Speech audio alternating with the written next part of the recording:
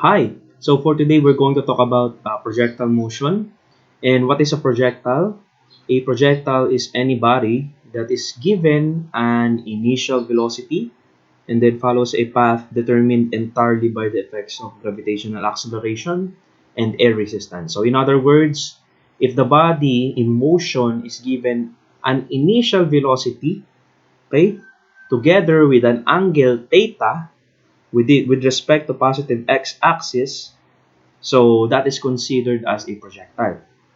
Okay, so the path of the projectile is, ideally speaking, is like a parabola, okay, a parabolic track. So if the air resistance is neglected, the path of the projectile is nearly an ideal parabolic path.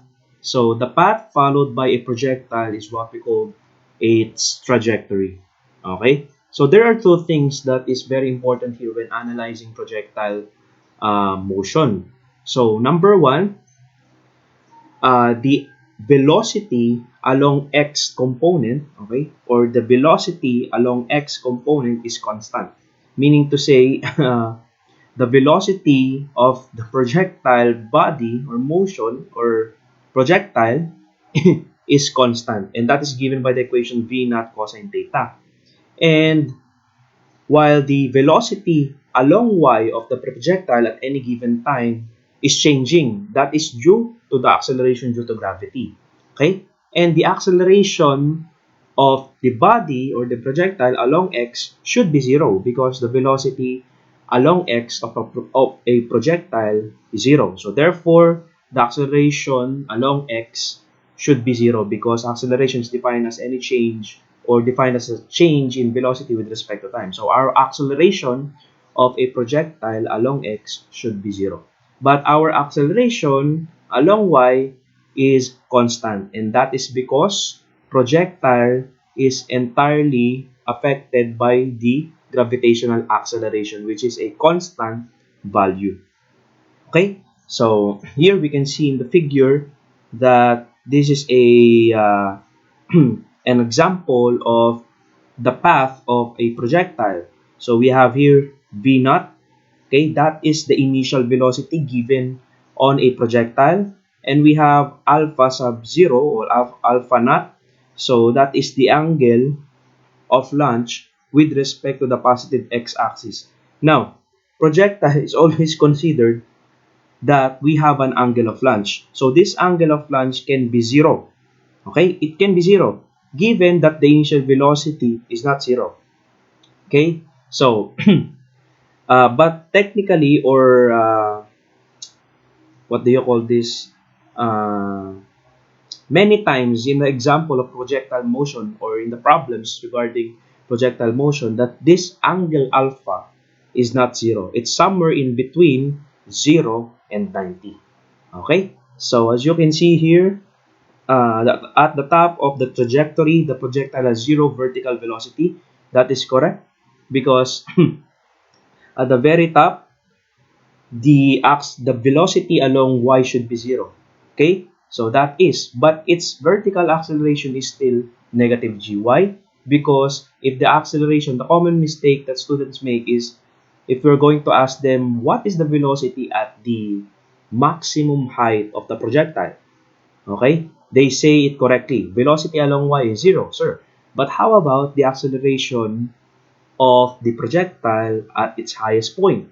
So it should not be zero, but it should be negative g, or the acceleration due to gravity. Because if the acceleration is zero at the very maximum height of the projectile, then definitely the object should be hanging in there. Okay? So the presence of acceleration due to gravity is very important. Okay? So that is a basically projectile motion. So, if air resistance is negligible, as I have said a while ago, the trajectory of a projectile is a combination of both, yes, horizontal motion and with constant velocity, and vertical motion with constant acceleration. So, as I've said a while ago, projectile, its velocity along x is constant, and the vertical motion is constant acceleration. Okay? So therefore, we can analyze projectile motions as combinations of horizontal motion with constant velocity and vertical motion with constant acceleration. So using these concepts and setting y naught is equals to 0 and x naught is equals to 0, we have the equations. So these equations, these four equations is basically derived from our from our basic kinematic equations. So I would not be deriving this because it would consume a time. Okay, so here are our equations, x and y. So basically, if the problem is basically asking what is the position of the projectile, it's basically asking for the x and y coordinate, because projectile motion is a combination of horizontal motion and vertical motion. So therefore, we have x and y here. Okay, this means what is the position of the projectile along x at time t, at any given time t, and what is the position of the projectile along y at any time t. So here we have the values for vx and vy. So as we all know, we have a velocity along x also and velocity along y. So here are our formulas.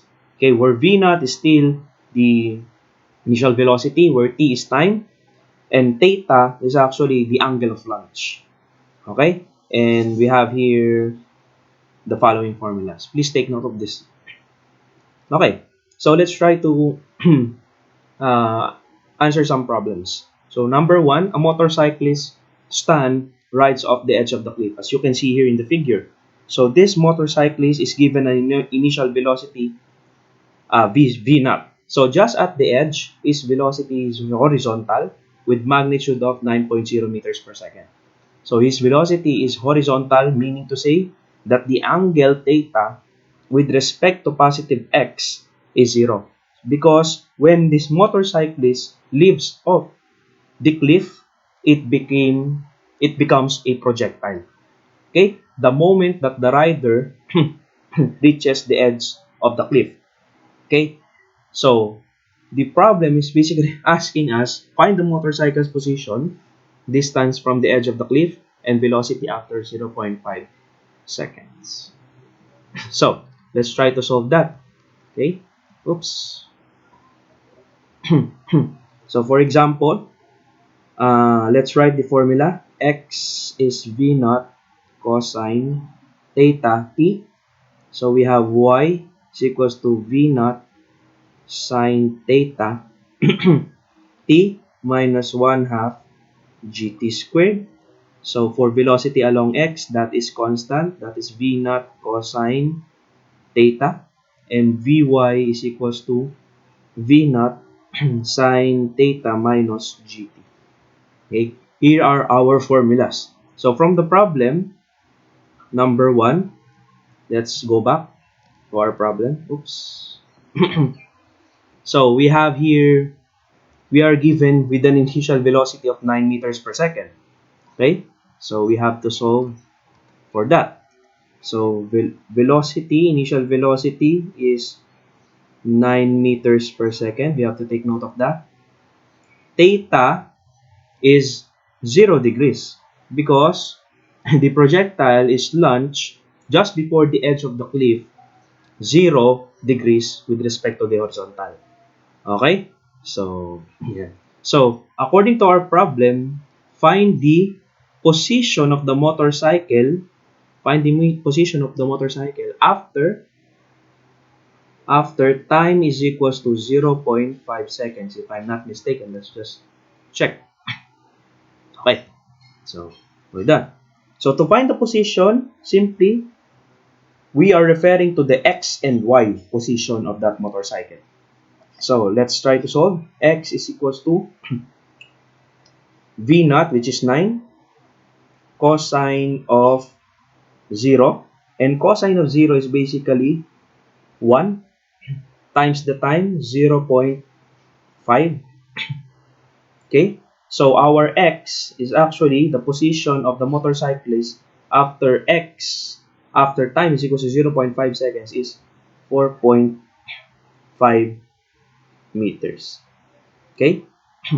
So, how about y? So, for y, we have here v naught, 9, sine of 0, and sine of 0 is basically 0. So, 0 times 9 times 0.5 should be 0. So, this whole term is 0 minus 1 half 9.81. Let's use 9.81 in our example times 0.5 squared. So remember, we have used this formula. Okay, so our y would be let's see in the answer here, it should be negative 1.2 meters away from the origin. So take note that if we're going to analyze here, if we're going to draw the origin here, the moment the motorcyclist left the edge of the cliff. So this would be our first quadrant, second quadrant, third quadrant, and fourth quadrant. The moment he left the edge of the cliff, we have a value of x that is actually a, a positive one because the motorcyclist is in the fourth quadrant. Okay, the moment he leaves the edge of the cliff. Okay, so that our value of x should be positive and our value of y should be negative. Okay, so that will be the position, that would be the position or coordinates of this motorcyclist after 0.5 seconds. So x should be positive and y should be negative, which makes sense. Okay, so how about the other one? Find the motorcycle's position, that is check, and find the distance from the edge of the cliff. To find the distance from the edge of the cliff after 0.5 seconds, we're going to use the formula, the formula of the resultant. Okay? So we have here x squared plus y squared, or in other words, the Pythagorean theorem. So we have here x is, what is our value for x? 4.5 squared plus negative won't matter since it's squared. So our distance from the edge of the cliff, so if you're going to compute this, should be 4.7 meters. So it says that after 0.5 seconds, the distance of the motorcyclist from the edge of the cliff is 4.7 meters. Okay? So lastly, what is the velocity of this motorcyclist after 0.5 seconds? Okay. So if we are asked for the velocity, let's go back to our uh, equation. So if we are asked for the velocity, we have two velocities. Velocities along x and velocity along y. Okay? So we're going to use these two formulas in order to get the two velocities. So again, so for our velocity along x, it should be v naught cosine theta. And our v naught is 9 meters per second. Cosine of 0, and that's basically 9 times 1 because cosine of 0 is 1. So 9 meters per second. Agree? So you can see here that the velocity along x is constant. This is the initial velocity of the motorcyclist. Okay, 9 meters per second. So after 0.5 seconds, the velocity along x is still the same because that is what we tackled a while ago, that the velocity along x of any given projectile is constant. Okay, so Vy, let's now try to find the Vy. We have V naught sine theta minus gt. So V naught is 9 sine of 0. So this would be a 0 minus 9.81 times 0.5. That is the time. So Vy should be negative 4. If I'm not mistaken, 905. 905 meters per second. Are we correct? Yes. So I think we're correct naman. Okay? Yeah. So As you can see here, Vy is negative and Vx is negative. Still why? Because we are on the fourth quadrant. X should be positive and Y should be negative.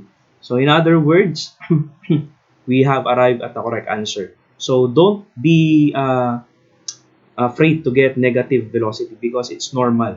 Okay? So, but the problem is actually asking what is the magnitude of the velocity after 0.5 seconds. So, the magnitude is simply the square root of the sum of the squares nito, 9 squared plus negative 4.905 squared. That is basically the process on how are we going to find the magnitude. So the velocity, if we compute this, should be 10.2 meters per second. So that is the magnitude of the velocity, okay, after 0.5 seconds. And what is the direction? The problem is also asking for the direction, okay? Okay, so what is the direction? So the direction after 0.5 seconds is given by the inverse tan or arctan of Vy over Vx. Remember, this formula is in reference with the positive x-axis. Okay, so we're going to use this formula. Theta is equals to arctan of Vy. What is our Vy? Negative 4.905 divided by 9. Our theta is equal to, it should be negative, so negative 29 degrees. So that is our direction after 0.5 seconds, direction of the velocity. So negative 29 degrees below the positive x-axis. Okay? So which makes sense because the negative here indicates that from the x-axis, we're going to do clockwise direction. From here, clockwise. So that would be negative kasi counterclockwise would give you a positive angle. Okay? So that is the velocity after 0.5 seconds. That is the magnitude of the velocity after 0.5 seconds. And the direction is negative 29 degrees. So, for our second example, we have here a batter hits a baseball bat so that it leaves the bat at speed of V naught 37 meters per second at an angle 53.1 degrees. In this case, the baseball is actually heated with an initial velocity of 37.0 meters per second with respect to the positive x-axis or the horizontal 53.1 degrees at a location where g is 9.8 meters per second squared. Or let's try to have this as 9.81. So, letter A, find the position of the ball in magnitude and direction of the velocity at time is equals to 2 seconds. So, same process. So, what are we going to do? We are asked for the position of the baseball bat or baseball, I'm sorry. Okay, after how many seconds? 2 seconds. So, let's try to write the given. At 2 seconds, we have initial velocity given is 37 meters per second. So we have an angle which is equal to 53.1. Okay, we are asked for the position of the baseball at time is equal to 2 seconds. So V naught, what is the formula for this? V naught cosine theta times t. And for y, we have V naught sine theta t minus 1 half gt squared. Okay? So V naught cosine theta, we have the initial velocity 37 cosine of 53.1 degrees. And that is equivalent to, make sure your calculator is in degrees. So that is equivalent to 44. Oops, I'm sorry. I did not include the time. I'm so sorry. Okay, let's try this again. So cosine theta times t, which is 2 seconds, and that should be equal to 44.4 meters. Okay? So, the position on the y-coordinate naman is given by 37 sine theta, which is 53.1 degrees, times the time, which is 2 seconds, minus 1 half, 9.81, times 2 squared. Okay? So, evaluating that should give us y-coordinate, that is 39.6 meters. So, do we have a correct answer? Yes, we do. Okay? If we're going to label this as our x coordinate and y coordinate, so that our origin is the uh, where the baseball is hit. So our object after 2 seconds is in the first quadrant. So the values of x and y should be positive, and we have arrived at the correct answer. Okay. So how about velocity? We are also asked for the velocity. Find the position of the ball and the magnitude and direction of the velocity at time is equal to 2 seconds. So we have to find again the velocity along x. Okay, velocity along x. So that is Vx. So that is equivalent to V naught cosine theta. And for our Vy, we have the formula V naught sine theta minus gt. So we have here V naught again, 37 cosine of 53.1 degrees. And we have here 37 sine 53.1 degrees minus 9.81 times the time, which is 2 seconds. Okay, so these are the components of Vx and Vy. Let me just get my calculator. Okay, so 37 cosine of 53.1 should give us a value of, oh, sorry, should give us a value of 22.22 meters per second. That is the velocity along x. So how about for Vy? 37 sine 53.1 minus 9.81 times 2, and that is equivalent to 9.97 meters per second. Okay, which makes sense again because we got both positive Vx and Vy because the object again is in the first quadrant. Right, so we have the correct, but the problem is asking for the magnitude. Again, the magnitude of the velocity is simply the square root of the sum of the squares of Vx and Vy. So we have the formula. We have the given values 22.22 squared plus 9.97 squared, and that value should give us 24.3 meters per second. You can check it in on your own. Okay, and the direction or the theta is again computed by the formula. Okay, Vy over Vx, arctan of Vy over Vx, that is basically arctan of Vy. What is our Vy?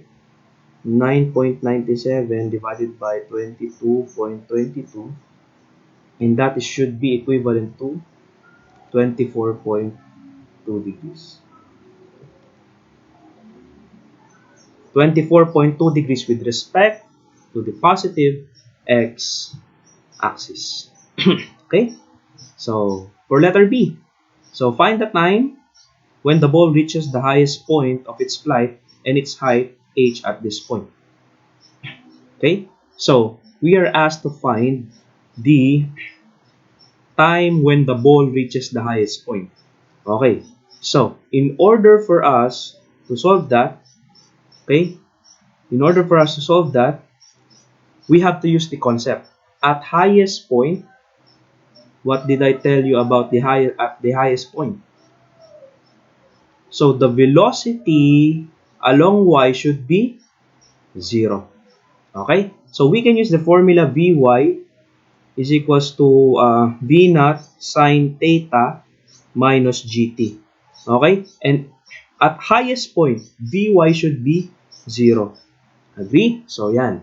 V naught sine theta minus GT. So this T we're going to find. Why? Because this is the time when the ball reaches its highest point because velocity y is 0. Okay? So isolating GT, so GT V naught sine theta. So we have T, which is V naught sine theta divided by G. So V naught sine theta is basically 37 sine 53.1 if I'm not mistaken divided by 9.81. Okay, so our answer should be 3.02 seconds. So at time is equal to 3.02 seconds, the ball reaches its highest point. Okay, so how about the oops, what happened?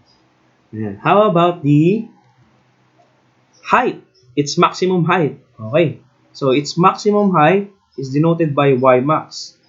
Okay, so we can use the formula for y, which is v naught sine theta t minus 1 half gt squared to find the maximum height. But what time are we going to use? The time it takes to reach the maximum height is 3.02 seconds. Therefore, we can use this in this equation. So y is equals to 37 sine of 53.1 times the time 3.02 minus 1 half 9.81 times 3.02 squared. So the maximum height or y sub max should be 44.7 meters. Okay? Okay, that's it. So how about the letter C? Find the horizontal range R. That is the horizontal distance from the starting point to where the ball hits the ground. Okay. So the range is actually the maximum horizontal distance that the projectile has traveled from the initial point up to the final point. So how are we going to find that? So technically speaking, we can use the formula x is equals to v naught cosine theta times t. Okay? So wherein v naught cosine theta is given but t we don't know. Actually, this t here, okay, to calculate the range or the maximum horizontal range that the projectile has traveled should be the time of flight. Okay? The time of flight. That is the time the projectile has traveled from its initial point up to its final point.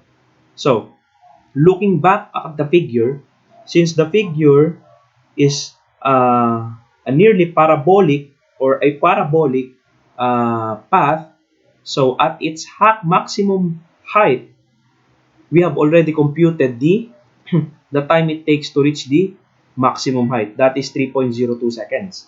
Okay? So, to calculate the time of flight, we must multiply this by 2, yung 3.02 seconds. So, the time of flight is equal to twice the 3.02 seconds. And this 3.02 seconds is the time it takes to reach the maximum height. So 6.04 seconds. So because of the symmetry of this parabola, okay, we can say that from here to here it reaches 3.02 seconds. We have computed for that. And from here to here, it also takes 3.02 seconds. So that we multiply this by 2. So, calculating the x or the range r is actually 37 cosine of 53.1 degrees times 6.04 seconds. And the horizontal range that we are being asked is equal to 134 meters. So basically, that's the end of our discussion for projectile motion. I hope you understand the basic concept for projectile motion. See you again on our next video.